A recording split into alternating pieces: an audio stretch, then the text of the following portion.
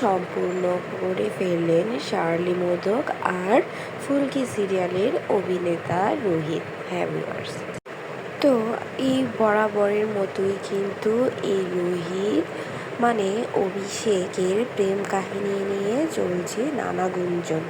তার মধ্যেই তার বিয়ে শেষ হতে না হতেই হয়তো তাকে ইঙ্গিত করে তার এক্স প্রেমিক বা সুরভি মল্লিক তাকে ইঙ্গিত করে একটি পোস্ট ইনস্টায় করেছে।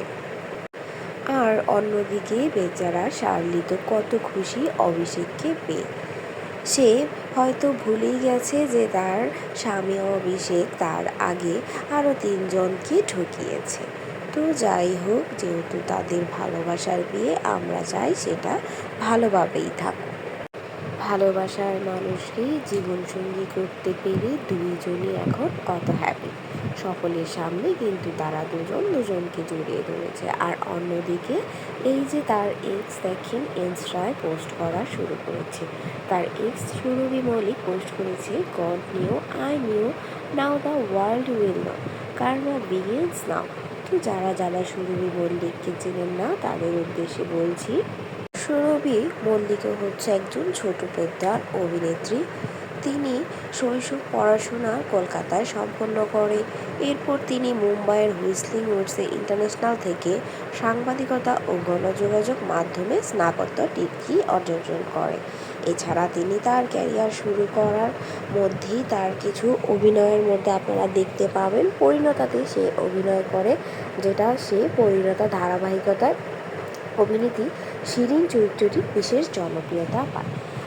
এছাড়াও তার কিছু ধারাবাহিক নাটক রয়েছে, যেমন ফাগুন বউ, জল থাম মাটি, গৃহদা, কৃষ্ণকালীর সাথে।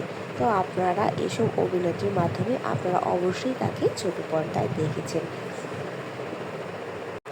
তো এই অভিনেতার সাথেই কিন্তু এই সুরভি মল্লিকের বিয়ে হওয়ার কথা ছিল। তারা শোনা গেছে যে একসাথে শপিংও করে ফেলেছেন। তার মানে বরাবরের মতো প্রেম নিয়ে সমালোচিত ছিলেন এই অভিনেতা অভিষেক।